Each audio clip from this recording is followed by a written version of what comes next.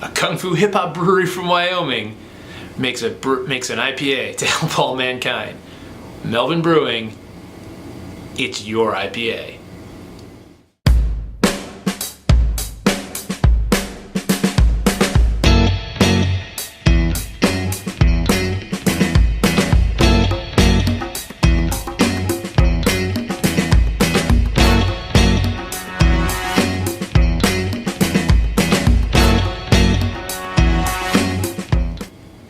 Hi, welcome back.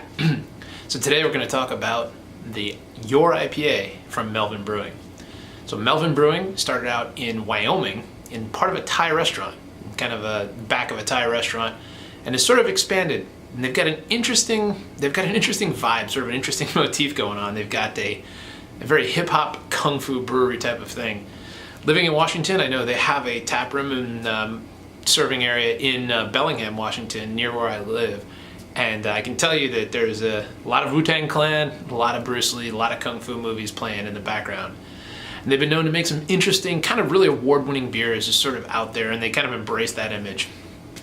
It's caused them to have a couple of problems lately with some of their people, but I hope that this beer they're making right now is an attempt to make that right.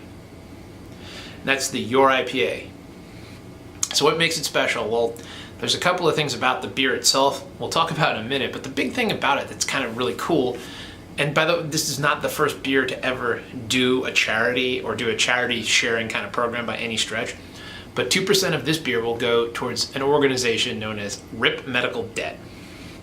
So, having experienced some issues in my family with folks going through medical issues and the amount of money, the sheer amount of money it costs. This is a really cool thing that they're doing, because this 2% of this will go towards buying and forgiving medical related debt for families that can't afford it. So I think that's a really neat and cool thing to do. So that's a little bit about Melvin Brewing. We talk a little bit about the technology behind this beer, because it's kind of a cool technology. So in this beer, in the beginning, there was hops. And then there was pellet hops, which was basically fresh hops dried, powdered, and made into little pellets. As a home brewer, I work with that quite a bit. And to be honest with you, it kind of reminds me of rabbit food. But this is different.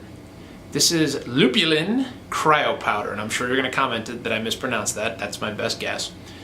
What is that? That is taking the oils of the hops and chemically extracting them through cryo and then freezing them into a powder, and using that powder to really get all of the hop essence, aroma, and flavor without kind of the vegetal quality. You know, that it's hard to describe that kind of green, almost just vegetable note that goes in, especially of beers that use a lot of fresh hops or beers that use just a lot of hops in general, which unfortunately is a lot of IPAs these days.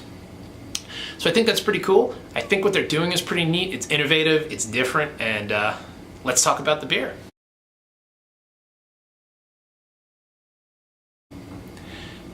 So the Melvin Your IPA. Well, as you can see, it's got a kind of a very straw colored to amber color. Some say even a little bit of copper in there. A foamy kind of white head, and on the nose, just a really good hop aroma. You don't just get a real nice citrusy tinge of bitterness, but a real just citrus kind of fruit forward hoppy character on the nose. And do nose your beers. I know you feel kind of silly doing it. You'll see both spirits tasters and you'll see wine tasters, experienced wine tasters. They'll just get their nose just all up in their beer, or up in their drink, excuse me. Now obviously you don't want to get, foam on your nose, but it's good to get in there. Remember, smelling is a real good part of taste. It's a huge piece of what we do to taste things. So just getting your nose in there and really smelling around might actually give you some more insights. Try it with beers that you've tasted before, and you might find something new, something exciting. So you can see some carbonation, not too over the top head, but certainly kind of with the style foamy head there. On the first sip, wow, there's almost a little tinge of soapiness, but not in a bad way. It doesn't overpower anything. There's definitely a kind of caramel malt backbone. I don't know what the malt bill for this beer is, but I think that's what that is. in the backbone there, and then some really good, just kind of piney. There's a lot of hop character to this beer. Some pininess, some definitely juicy citrus undertones. It's kind of all the things you expect in a good IPA. Lighter bodied, so not as cloying potentially as some of the lower hop character, but certainly not like a double IPA, for instance, but certainly not one of those beers that, as I've said before, punches you in the face and leaves you for dead on the side of the road. It's not that. It's really kind of really tasty.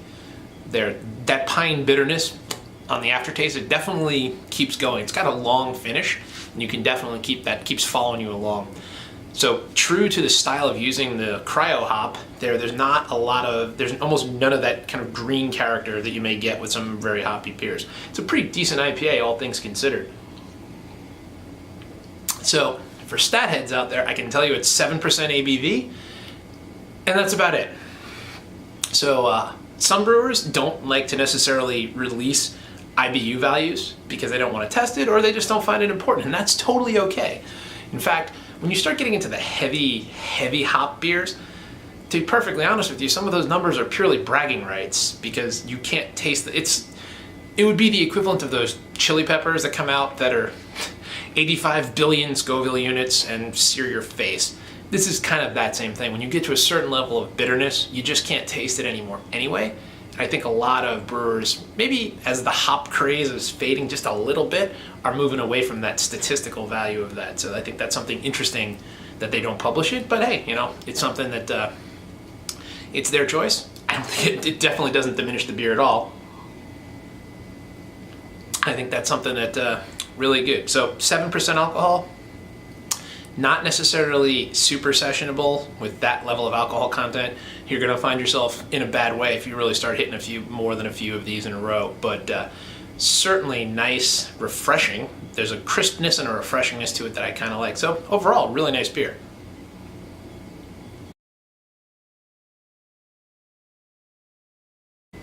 So one of the features that I like to do every time I review a beer is I like to think about food pairings, because quite frankly, you can sit down and drink a beer, but it's always made better by having a little something to eat with it.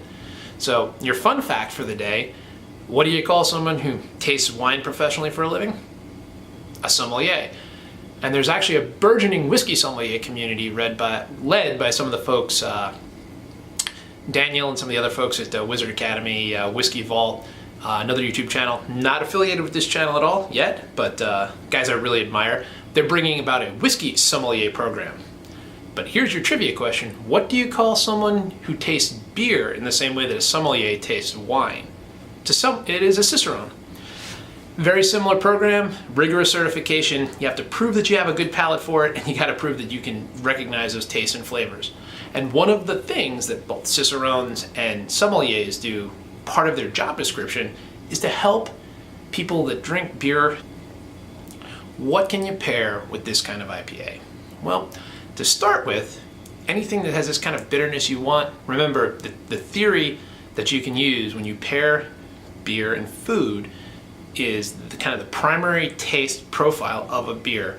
You can either complement it, in other words, find other flavors that are similar to it, or you can contrast it, go for things that are different, but different in a good way, kind of not notes that don't play well, like peanut butter and jelly. Different flavors, one salty, one sweet, works perfectly together. Peanut butter and tuna fish, not so much. So kind of the primary flavor profile of an IPA is kind of that bitterness, with a little undertone of that malt backbone, but really bitterness is kind of the big piece. So what pairs well with a bitter beer? Well, for starters, and it's delicious, fried foods, fried salty foods like a mozzarella stick or something, or chicken wings or something fried and salty. Why? Because that fat and that salt are going to do a real nice job of cutting through that bitterness, sort of layering over the sharp edges and kind of really rounding out that flavor. There's a reason why bar food is traditionally salty. It also has the side effect of making you want to drink more beer, which is a nice side effect if you're the bar owner. But outside of that, what else could we pair with this? Well, I think because this is a lighter bodied beer, it's not super heavy but it's got some good bitterness. I think this would pair really nicely with maybe some spicy Indian food, like a curry or something like that. Once again, if you get a curry, that kind of cream, that sort of the heaviness of that cream will round off some of the sharp edges, and spice tends to interplay well with these kind of beers. And a last option, I think something that might be really good to pair this with would be grilled meats, like a steak. Something, especially if you got a nice crisp caramelized crust, caramelized onions would go really well, where that sweetness and of that caramelization and the richness of the meat would pair really nicely with kind of the sharp astringency of this bitter beer. But as always, I am by no means the sole authority, so comment below, tell me what you pair with IPAs. Okay.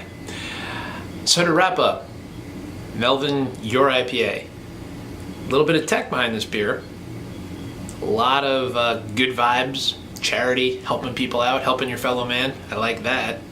And it's a solid beer, and something I think you'd want to have with your next time you go out and try to find a beer. Plus remember, every time you buy this, 2% of the proceeds are going to charity.